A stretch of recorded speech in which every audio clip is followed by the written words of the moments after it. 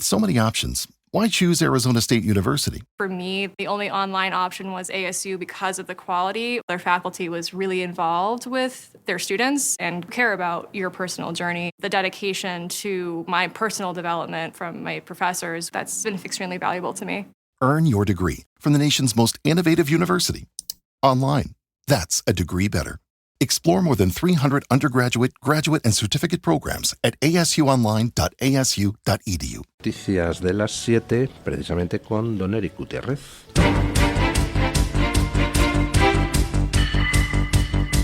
Luis del Pino es Radio Libertad. El decreto ley para la reubicación en la península de unos 4.400 menas actualmente acogidos en Canarias y Ceuta fue el resultado de meses de intensas negociaciones entre el Gobierno central, el Ejecutivo canario y la ciudad autónoma de Ceuta. Sin embargo, también contó con una mediación decisiva de última hora, la del expresidente José Luis Rodríguez Zapatero. El exjefe del Ejecutivo y exsecretario general del PSOE intervino para asegurar el respaldo de Junts en la convalidación del decreto. El gobierno de Pedro Sánchez recurrió a él por ser uno de los pocos dirigentes socialistas con acceso directo a Carles Puigdemont. Además, Rodríguez Zapatero jugó un papel clave en suavizar una exigencia de Junts, que Sánchez se sometiera a una cuestión de confianza en el Congreso, propuesta que finalmente fue desactivada. Bueno, qué sorpresa, ¿no? Zapatero mediando una vez más en algo que perjudica a los españoles. La verdad es que resulta curiosa la figura de Zapatero. Todos intuimos quién le paga, ¿no? Pero ¿cómo ha llegado a esos extremos? Es decir, ¿cómo alguien pues, nace en España, se cría en España, llega presidente del gobierno español y dedica toda su vida a trabajar contra su país? Esa figura del traidor a su nación, pues es algo bastante habitual en nuestra pobre tierra de la piel de toro. Tenemos figuras de traidores, pero a cascoporro. Hay gente que lo de trabajar para los demás, pues como que no le motiva. Hay gente que es capaz de llegar a altos puestos de responsabilidad y mirar solo por sí mismo, es decir, por sus intereses personales, con el fin de acumular poder o acumular riqueza, sin importarle un pepino si eso daña a su nación o a sus connacionales. Pero eso de trabajar sistemáticamente contra su nación va un paso más allá. Ya no es alguien que mire solo por sus intereses personales, sino alguien que trabaja activamente para dañar a sus connacionales. ¿Cómo llega alguien a eso? ¿Qué es lo que le lleva a alguien como Zapatero a estar siempre en el lado de aquellos que quieren destruir o dañar a España? ¿Qué le lleva a Zapatero a intermediar con Marruecos, a intermediar con los separatistas catalanes? Bueno, intermediar por utilizar una palabra neutra, pero vamos, ¿qué le lleva a Zapatero a trabajar para los intereses de todos los enemigos interiores y exteriores que tiene España y a tratar de hacer el mal a España de todas las formas que puede? Pues la verdad es que no lo sé. No sé si es cuestión de que, bueno, no encontró acomodo de otra manera, es decir, no ha sabido ganarse la vida de otra forma y entonces ha tenido que ponerse al servicio de todo aquel que trabaja contra España, pero no sé, me parece que Zapatero en la indigencia no está, así que tampoco veo que eso sea una motivación muy especial. Ni idea, no alcanzo a comprender la psicología del personaje. El caso es que está siempre en todas las salsas y Sánchez, curiosamente, recurre a él para desatascar todo aquello que él no puede sacar adelante. Por ejemplo, el decreto de los menas, el que al final consiguió convencer a Puigdemont para que aprobara el decreto, pues fue Zapatero, en una negociación a 5 bandas, entre el gobierno canario, el gobierno de Ceuta, el gobierno de Melilla, el gobierno de la Nación y Puigdemont. Por cierto, de esas 5 bandas, en 3 está el PP. Gobierno de Ceuta, gobierno de Melilla, gobierno de Canarias. Es decir, que al final Zapatero intermedió entre el PSOE, el PP y Puigdemont para ponerlos a todos de acuerdo en repartir a los menores que están en Canarias por la península, en lugar de devolverlos a sus padres, pues a socializar el problema repartiéndolos por todas partes, menos por Cataluña y el País Vasco. Es decir, repartiéndolos fundamentalmente entre las comunidades gobernadas por el Partido Popular. Pero bueno, si el Partido Popular estaba en ese acuerdo, pues oiga, sarna con gusto no pica. Lo que pasa es que, claro, quienes pagan la estancia de los menas y quienes soportan las consecuencias en forma de inseguridad de la presencia de esos menas en esas comunidades, pues no son los dirigentes de esas comunidades, sino los ciudadanos de esas comunidades autónomas. Con lo cual, pues maldita la gracia que tiene que lleguen a un acuerdo entre todos con intermediación, cómo no, de Zapatero. Bueno, ¿tienen ustedes la sensación de que la situación económica en España es terrible? Pues no debe de ser tan terrible, porque nos sobra el dinero por todas partes. Por ejemplo, para mantener a 320.882 delegados sindicales en toda España. Escuchen. España cuenta con 320.882 delegados sindicales según los datos del Ministerio de Trabajo y Economía Social obtenidos a través del portal de transparencia y a los que ha tenido acceso The Objective.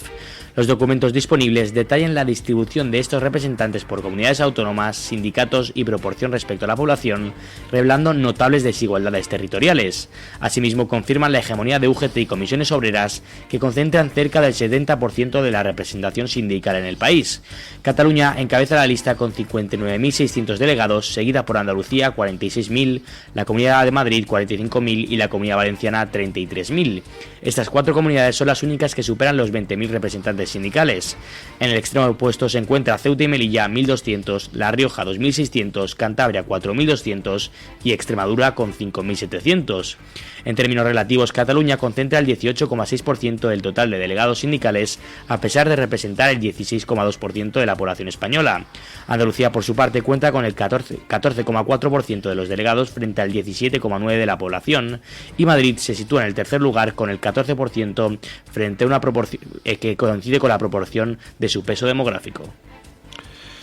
Bueno, 325.000 tíos supuestamente representando a los trabajadores. Y digo supuestamente porque el 70% de los delegados sindicales son de comisiones obreras y UGT, cuya actitud ante cada decreto que recortaba derechos de los trabajadores pues dependía exclusivamente de quién estuviera en el gobierno. Si estaba en el gobierno alguien del Partido Popular, entonces se protestaba. Si estaba en el gobierno alguien del Partido Socialista, entonces no había protesta que hacer. Entre el 70% de esos 320.000 delegados sindicales pertenecen a esos dos grupos, UGT y comisiones obreras, que se dedican, entre otras cosas, pues a apoyar el escarcelamiento de presos etarras, a apoyar la inmersión lingüística en Cataluña, a defender las medidas contra la prensa y los jueces críticos, siempre cacareadas, siempre anunciadas y nunca materializadas por Pedro Sánchez. Vamos, 320.882 activistas políticos, en su mayoría, y algunos pertenecientes a otros sindicatos no estrictamente amarillos. Cada uno de estos 320.000 delegados sindicales tiene, según la legislación vigente, derecho a un mínimo de 15 horas mensuales para sus tareas sindicales. 15 horas cuando son pertenecientes a empresas con menos de 100 trabajadores. En caso de ser empresas de más de 750 trabajadores, creo que son creo que son 40 horas mensuales aquello a lo que tienen derecho. Pues echen ustedes cuenta de las horas mensuales. Estamos hablando de algo así como un mínimo de 4 o 5 millones de horas mensuales dedicadas a supuestamente actividades sindicales.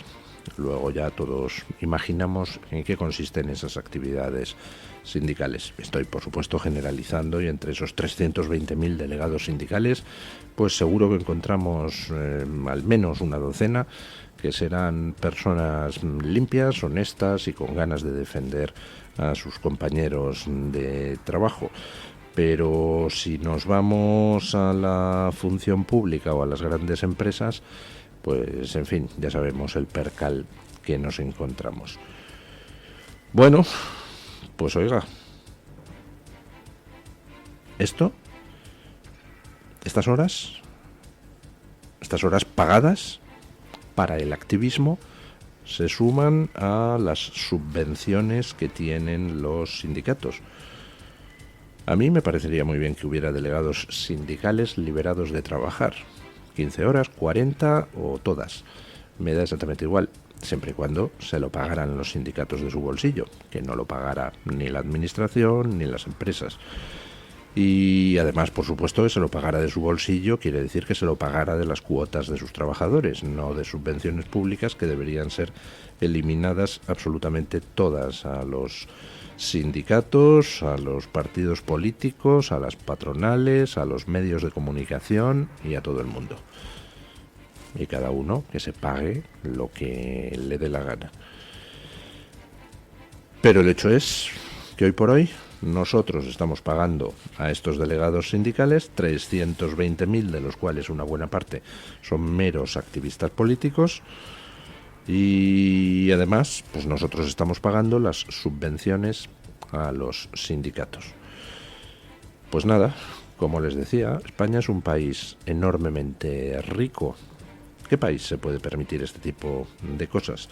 Ahora en Estados Unidos pues ha entrado Trump con la tijera, igual que ha entrado Milei con la tijera en Argentina, y se están empezando a recortar todo este tipo de activismos pagados con cargo al contribuyente, porque en Occidente hemos vivido una peculiar situación mediante la cual toda la población hemos tenido que pagar el activismo de una parte del espectro político, porque en realidad la mayor parte del dinero público que se dedica a sindicatos, a partidos, a organizaciones, a ONGs, a organizaciones de la supuesta sociedad civil, oiga, curiosamente va siempre para el mismo lado, para el lado progre.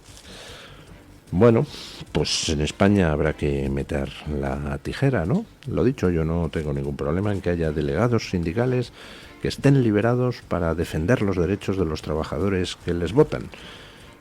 Ahora bien, que lo paguen los sindicatos, no que lo paguemos todos. 320.882 tíos. Y lo más curioso es que luego te convocan una manifestación del 1 de mayo en la Puerta del Sol y acuden a la manifestación menos personas que las que hay en la cola de la lotería Doña Manolita. Con lo cual dices, jolín, o sea, les estamos pagando para ser activistas sindicales y ni siquiera son capaces de ir al 1 de mayo que convocan sus propios sindicatos. Vamos, eso se llama ya, en fin, reírse de todo el personal, ¿no? Bueno, salta la sorpresa en Cataluña. Resulta que décadas de inmersión a lo que están conduciendo es a que los jóvenes sean los que más usan el castellano en sus momentos de ocio. Qué cosa tan sorprendente, ¿verdad? Escuchemos. Según la última encuesta de participación cultural elaborada por el Departamento de Cultura de la Generalidad de Cataluña, los jóvenes catalanes de entre 14 y 24 años son el grupo que más recurre al castellano en sus actividades de ocio. El estudio, que analiza los hábitos lingüísticos en el consumo cultural y recreativo de la población, revela que este segmento de edad es el que más declara usar más el castellano que el catalán en contextos como salir a bares, ir de compras, asistir al cine, escuchar música o ver series en plataformas digitales. Además, este grupo es también el que presenta el mayor porcentaje de personas, un 32%, que afirman tener el catalán, tanto el catalán como el castellano, como lengua de identidad. Estos datos han causado cierta inquietud en el ámbito cultural catalanista, uno de los espacios donde el catalán mantiene una presencia destacada y donde el uso de la lengua está estrechamente vinculado a la recepción de subvenciones públicas. Caramba, qué sorpresa. Resulta que metes a los niños en una clase con un profesor que tiene una boina mental que le llega hasta el cuello, que se empeña en imponer el catalán a machamartillo, porque es que así se lo ordenan, o porque le sale de dentro porque él es separatista. Resulta que asocias el catalán con la imposición dentro del aula, y luego van los críos, pedazo de fascistas, salen a la calle y se divierten en castellano. Y no es que se diviertan en castellano porque es que no conozcan el catalán, o sea, usan se identifican con ambas lenguas, pero a la hora de elegir en qué divertirse, se divierten en castellano. Qué peculiar, ¿verdad? ¿Quién lo iba a suponer? ¿Quién iba a suponer que transformes una lengua en una lengua de imposición, en una lengua donde por narices tienes que hablarla en el aula, porque es que si no, pues directamente te caen todos los desastres del cielo? Y los jóvenes van y rechazan esa lengua. Qué extraño, ¿no? No sé, alguien pensaba que los jóvenes iban a aceptar sumisamente la aculturación. Alguien pensaba que los jóvenes iban a aceptar sumisamente la imposición. Dentro de lo que es el espíritu joven, pues está la rebeldía frente a aquellos que percibe como poder instituido. Y en estos momentos el poder instituido, desde hace ya muchas décadas en Cataluña, es el de aquellos que tratan de imponer el catalán a machamartillo. Bueno, pues la reacción entre la juventud es la lógica: rechazar aquello que se impone por pelotas. Pero además hay una segunda razón, y es que, pues al fin y al cabo, a la hora de informarse, a la hora de acceder a contenidos que te puedan divertir o que te puedan interesar, pues quieras que no, los contenidos están mayoritariamente en castellano. En el mundo de la cultura en Cataluña se ha estado durante décadas repartiendo dinero a espuertas para crear lo que ellos denominan cultura catalana. En realidad están mintiendo, están haciendo trampa en esa denominación. Cultura catalana es todo lo que se produce en Cataluña en el ámbito cultural, incluyendo la que se produce en castellano. Ya saben ustedes que, por ejemplo, en la Feria de Frankfurt hace unos años, supongo que seguirá igual, la Generalidad de Cataluña decidió no invitar a autores catalanes que escriben en castellano. Por ejemplo, Eduardo Mendoza, porque no es, según ellos, cultura catalana. Bueno, ahí está la trampa. Por supuesto que es cultura catalana, pero en castellano, que es que da la casualidad de que es el idioma mayoritario entre la población de Cataluña. Según las propias encuestas del CIS catalán, el 50 y poquitos % de la población de Cataluña se identifica con el idioma castellano, mientras que el 37% se identifica con el idioma catalán. Por lo tanto, ¿qué es cultura catalana? Pues cultura catalana es todo, se haga en castellano o se haga en catalán. Pero la Generalidad de Cataluña pues ha intentado por todos los medios erradicar la cultura catalana expresada en castellano para imponer el monolingüismo. Pero también en eso han fracasado, y hay una razón para ese fracaso. El español lo hablan más de 500 millones de personas en todo el mundo. El catalán lo hablan pues 3 millones de personas en Cataluña. Lo siento, pero la vida es dura. La masa crítica de los idiomas hace mucho. Si un joven catalán quiere encontrar, pues no sé, canales de YouTube, series, gags, cualquier tipo de información de carácter histórico o político, pues la probabilidad de que la encuentre en castellano es infinitamente mayor, simplemente por cuestión de número de hablantes. O sea, es que tampoco hay que correr mucho para encontrar una explicación, con lo cual tienes jóvenes de 14 a 24 años que llevan experimentando la opresión monolingüe dentro de las aulas, que salen de las aulas y además encuentran pues todo un abanico informativo y de entretenimiento en castellano que es imposible que lleguen a encontrar nunca en catalán. ¿En qué se divierten los jóvenes? En castellano.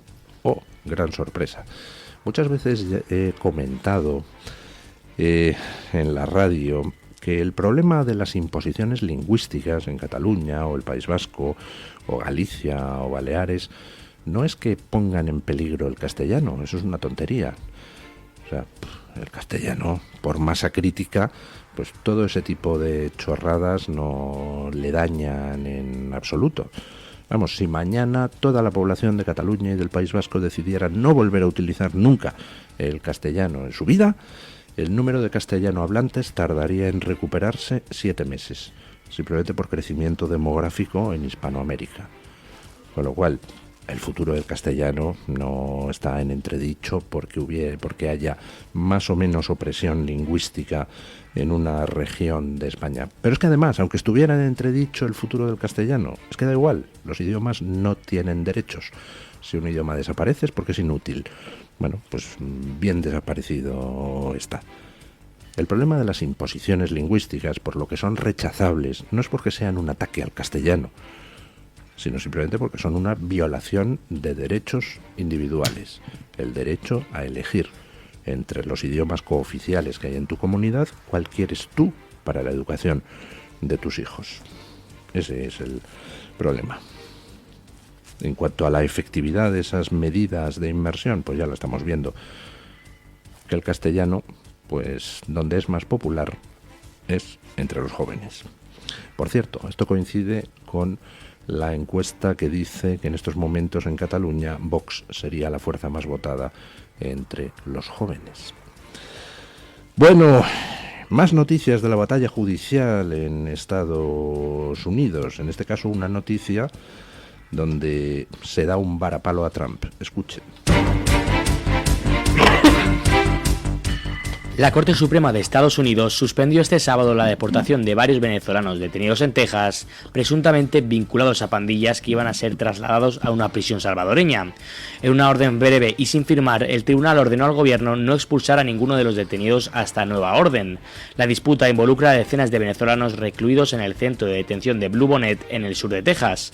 Los abogados de la Unión Americana de Libertades Civiles, ACLU, presentó recursos urgentes tras denunciar que algunos ya habían sido subidos a autobuses sin posibilidad real de apelar su expulsión.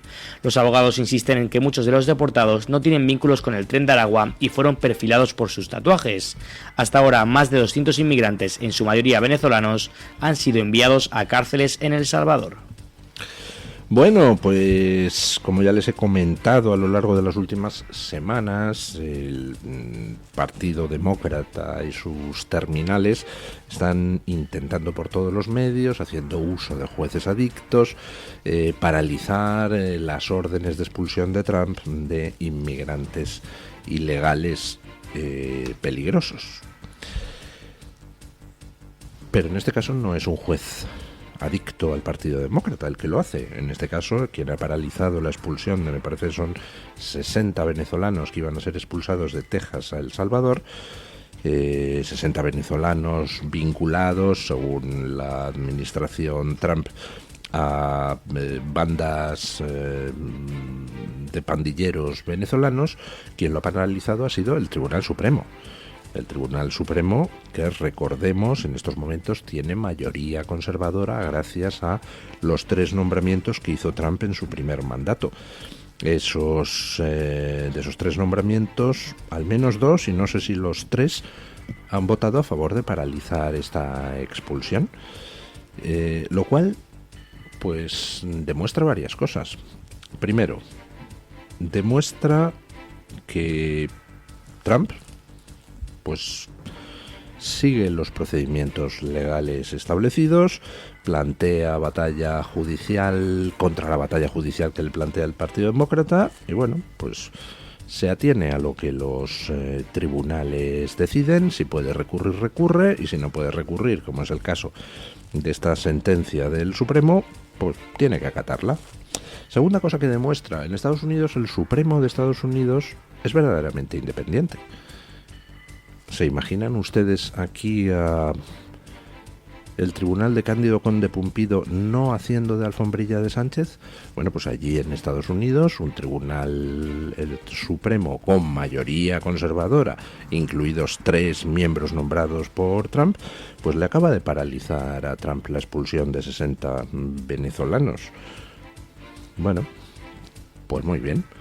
No quiere decir que haya rechazado la expulsión, pero sí ha bloqueado la expulsión para que se pueda analizar caso por caso los recursos presentados por los expulsables.